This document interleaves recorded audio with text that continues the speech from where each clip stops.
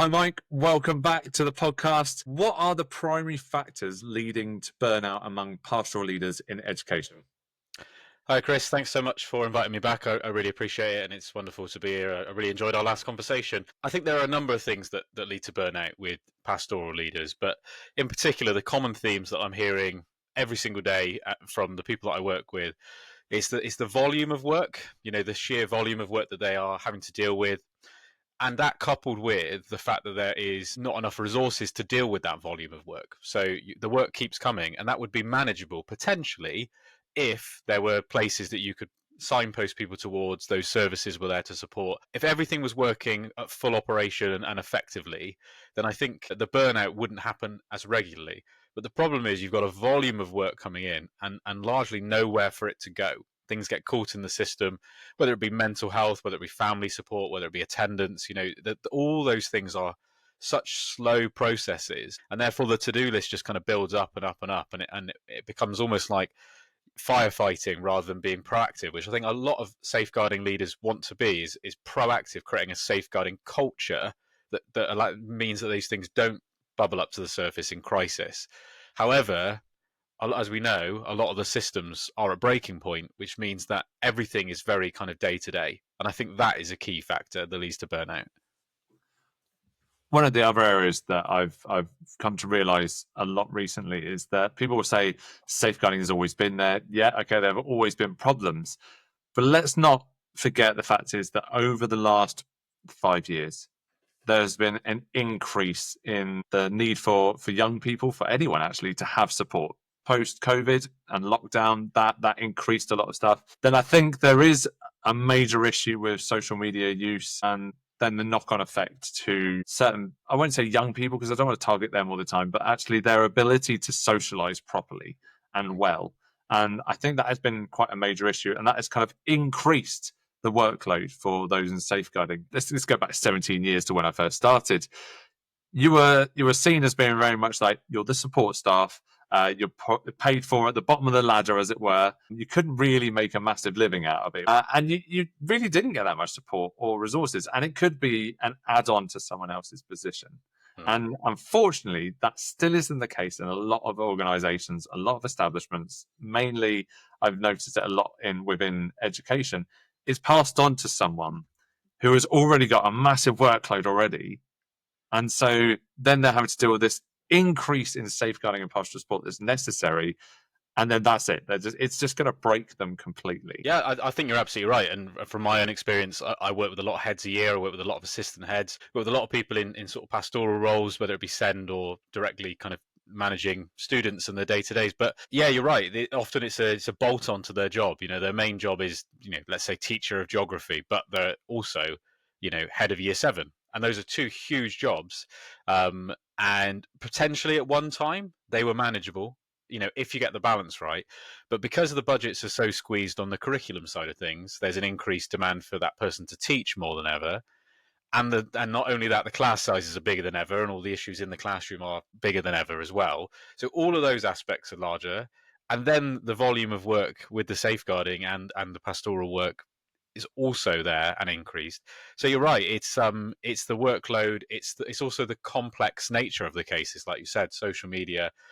A lot of that is really unpicking what's happened and a lot of evidence gathering, a lot of fact finding, a lot of hearing from different opinions and perspectives, and all of that takes time. And it's not like you've got weeks and months to be able to do it. You have to be on the case right there and then, collecting evidence, going around talking to people, and it is really difficult to manage that on top of the sort of the day to day of the job. The actual kind of bits that you came into work thinking, I'm going to do X, Y, and Z.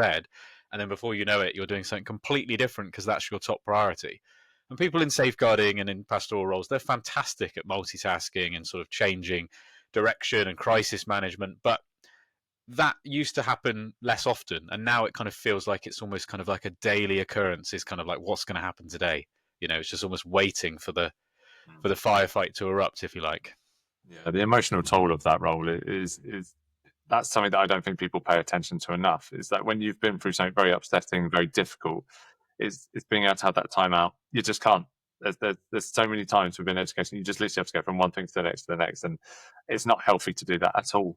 Um, But if someone was looking for something beyond education, what core transferable skills do safeguarding and pastoral roles cultivate?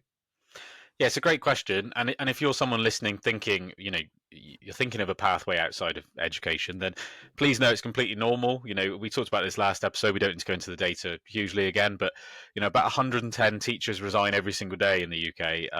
And it's something that isn't really spoken about a huge amount, but it's something you shouldn't be ashamed of. It shouldn't something you shouldn't be embarrassed about. It's completely normal. It's completely healthy to change careers, particularly if it's pushing you to your limit and it's pushing you to burnout and it's causing you a lot of emotional stress yourself. Then do look at what those other pathways could be. But those core transferable skills, and that's where a lot of my work starts, which is what are you skilled at doing? Don't focus on job roles, although that can be helpful to think about what other job roles are out there. But a more important part is what are the key skills that I've got? What are the transferable skills? And for safeguarding leads and for kind of pastoral workers, we can talk about things like mediation skills. We can talk about crisis management. You could even link that to sort of diplomacy if you like, being able to sit two people down and talk to each other. Communication is massive, on that as well. There's also those kind of, they call them soft skills, but I hate the term soft skills because I think they're the hardest ones to have. And soft skills are the things that people often struggle with. So things like resilience and compassion, those are two massive skills that are really hard to develop, but they are really transferable and would allow you to open up so many different doors beyond mainstream education. Then there's the kind of more practical skills. So data management, there's a hell of a lot of data, and also linked to that, there's reporting. There's a huge amount of kind of data collection, data storage, GDPR, all of that kind of process, that investigation process that has to happen, that meticulous kind of collection of data and documenting what you're doing. Those are also really, really valuable skills. So there's so many different ways that you could take it, but it's knowing that you are an expert in those things, and you don't need to retrain, and you don't need to go back to university to change career. You've already got a ton of skills which will you be able to leverage to get in a new career. For a lot of DSLs there who are listening in, I feel that they feel heard and they feel seen from what you've just said. The fact is you've really pointed out all of the qualities that goes into being someone who works on the front line of safeguarding and pastoral support. So on behalf of everyone listening, thank you, because it doesn't usually, we don't hear it enough. We really don't. It's not pointed out. And if it is, it's because they feel that they absolutely must do it. It doesn't always feel like it's coming from the heart. What are some key emotional challenges individuals might face when transitioning out of education after working in pastoral care? It's a massive challenge. I'm not going to sugarcoat it. I'm not going to say it's easy. I'm not going to say, walking away from a profession that for the vast amount of us who've been in education, myself included, is difficult. You spend your whole career not just investing money like in training and becoming a teacher or becoming an educator, whatever it happens to be, but time as well. And you put your heart and soul into the job. And it is really difficult to walk away from that. It is a really full on job. And because of that stress and because of that pressure that you're under, it often becomes a key part of your identity as well. And that's something that's not spoken about hugely is our identity gets wrapped up so much with the job in education that can really make it harder to step away from that, because you question kind of, who am I without this role? What do I do? I wouldn't even know what my life would look like if I wasn't doing this role. So that bit's really difficult, and it comes with a whole mixture of emotions, from grief. You feel like you're mourning something that you've lost. You went into this career to do X, Y, and Z, and now you feel like you're quitting, which is not true. You're walking away, and you're walking away in a place of confidence, and you're thinking, this is a brave thing to do. It's not about quitting. It's about what's next, the new challenge. It's really difficult. It's not quitting. It's not quitting to walk away. It's actually incredibly brave and incredibly courageous to do so. There's that guilt about, what would it be without me there? If you're the DSL, you're a key part of the school or the organization. And if you're not there anymore, you might think, what's that going to look like? Who's going to look after these kids? No one has that relationship that I do with so and so and those hard to reach families. And that can be really challenging. But the ultimate thing is that you're going to leave at one point in your life. You're going to leave. There's going to be a point where you do not work there anymore. And that can be really hard to hear, but there will be someone else doing your job. There will be at some point. We've all walked away from jobs before, and there will be someone else doing it, and it will be fine. It might not be the way that you wanted to do it. It might not have the same values and the same vision that you had, that you brought to the role. But that's okay. That's normal. That happens in every world of work across the world. You cannot continue to do a role forever. So knowing that fact, knowing that it's perfectly normal, knowing that you're going to go through these emotions, I think is a big first step. A thing that really helps with it is talking to people who have left and knowing that it is okay, and asking them how did they feel. And over time, I guarantee it, it does feel better. It does feel easier. You left education, I left education. We've both been through that kind of process of walking away. And it is tough. And you do go through a mixture, and you do have those days where you think, what am I doing? And then you do have days where you think, no, I've made the right decision. But it's a challenge. Yeah. I absolutely have that. There was a role I had going back a few years. I was a head of year, as well as working in safeguarding and pastoral support.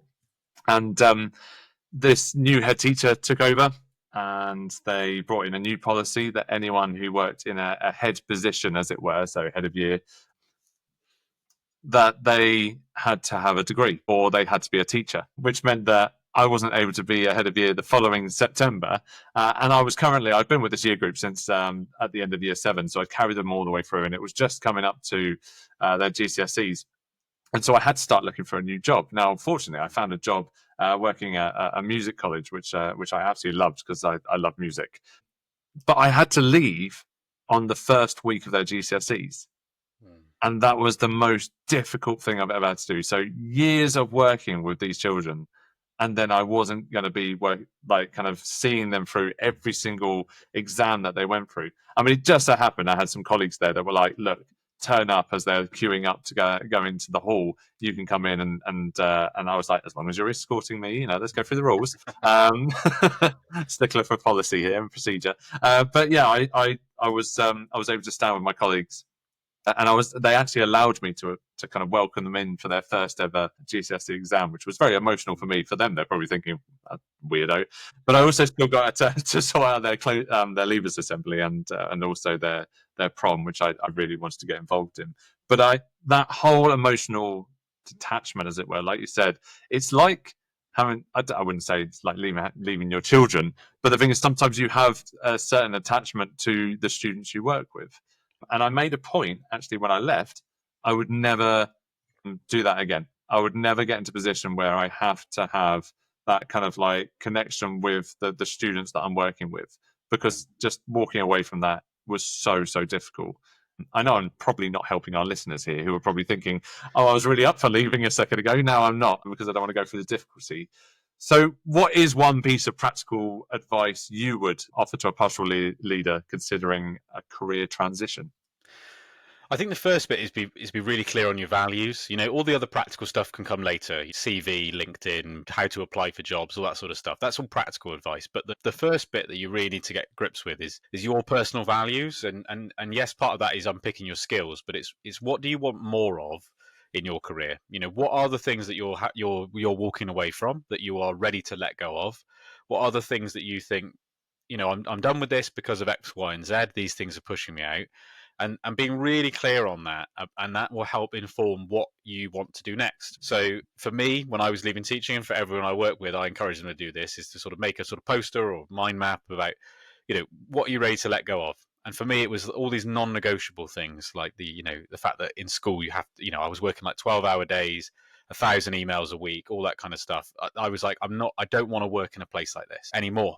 And that was my personal perspective, but for everyone, that's going to be different. I was willing to take a salary hit to spend more time with my family. Other clients are the opposite. They don't necessarily need to spend more time with the family. Kids are grown up. They want to focus on salary, and they want to, but that is what you need to do in terms of your values. What do you want more of? What do you want less of?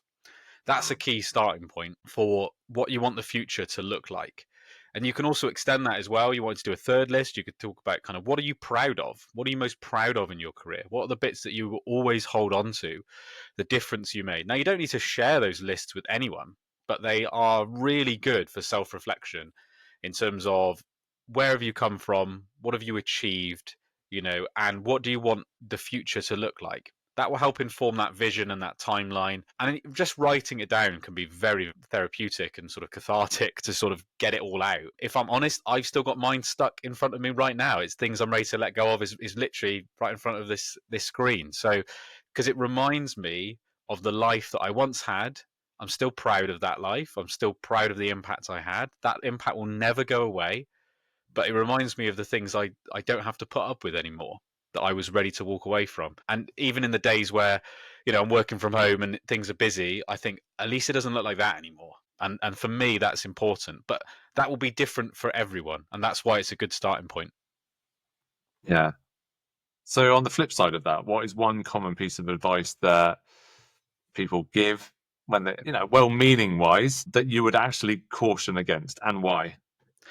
I think the biggest kind of concerning thing I hear is that, waiting for a good time to leave. People always talk about, you can't leave yet. They're about to have their GCSEs, like you talked about. That you can't leave yet. They're going to go into they're going from year 9 to year 10. They're about to start this. They're about to jump from this thing to this thing. They've got their options next week. Oh, but what about? There's never a good time to leave. There really is never a good time to leave. Now, summer is the most natural time to leave, but there's also really busy points to that. If you're a pastoral leader, you'll be doing loads on transition. You'll be doing, it's end of year stuff, gearing them up for the next year. There's never a right time to leave. So it's well-meaning when people say, wait until this thing, or I'll leave next year, or I'll leave, I'll think about it next month or next term. The job is so busy that if you do genuinely want to leave, the time to start is now. The time to start is really thinking about, what's your exit strategy? How many years do you want to be doing this for? Is it a 2-year strategy? Is it a 6-month strategy? Is it a 5-year strategy? It doesn't matter really. But what is your goal, and how will you know if you're making progress towards it?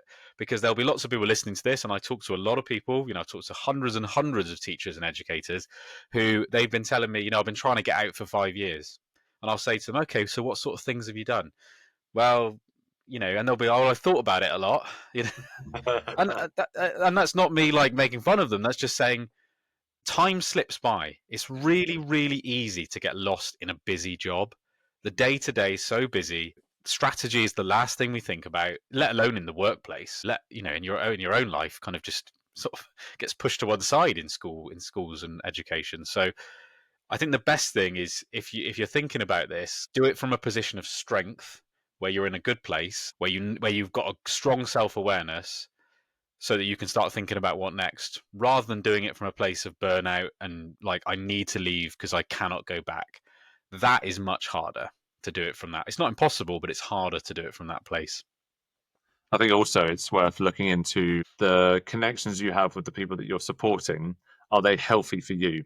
Are they actually, is 100% of it you're doing it because you're supporting that other person? Or if you're really honest with yourself, and this isn't across the board, I'm not generalizing, but I've just seen it at times, is that if somebody else has got something going on in their life, or they have done, then working with that one specific student, there's another reason deep down as to why they're doing that. So it's definitely worth looking into, kind of going like, oh, I can't leave because nobody else is going to be able to support this student the same way I will. Work out why that is, and then also maybe looking into kind of like ways around how to kind of set the foundations for you leaving, which is making sure that other people are well trained. So that's what I did. So I knew for at least 3 months that I was going on to a new job, and so I made sure I trained up a load of other members of staff to kind of work with specific groups of students, so that when I did leave, it wasn't a case that they just lost all the major support that they had beforehand.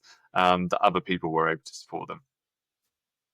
Yeah, definitely. I think that's really important, is that handover, because like you said, this information is so vital, and the relationships are so key in the work that we do. You can't leave that to chance, and you can't just suddenly, walk off and someone else has to pick up all the pieces from scratch. That having that continuity for those children is vital, and you can start doing that before you leave. You don't need to do it while you're working your your resignation period. You can do that now, and that will also help you to create a more manageable workload, because you are unburdening yourself with all the stuff that you're keeping in your head only, because there might be a day where you're too sick, or you need some time away, or something happens, family issue, whatever it happens to be, and you need to be fully present on that, not thinking, oh, I need to ring up school and pass on this information, and so needs to know this. And we talk a lot about not holding on to secrets when we're talking about safeguarding, but safeguarding leaders don't hold on to secrets. You need to pass things when appropriate and to the appropriate people, but share that information with your team. Don't sit on it, is my advice. There's a lot I could say on that one, but we'll save that for another day. That brings us nicely to the end of today's episode. Thank you so much, Mike, again for joining us. I've really enjoyed our conversation. Yeah, it's been a pleasure, Chris. I really appreciate it. So thank you very much. If you enjoyed this episode, don't forget to hit the follow button so you don't miss another episode of Safeguarding Redefined.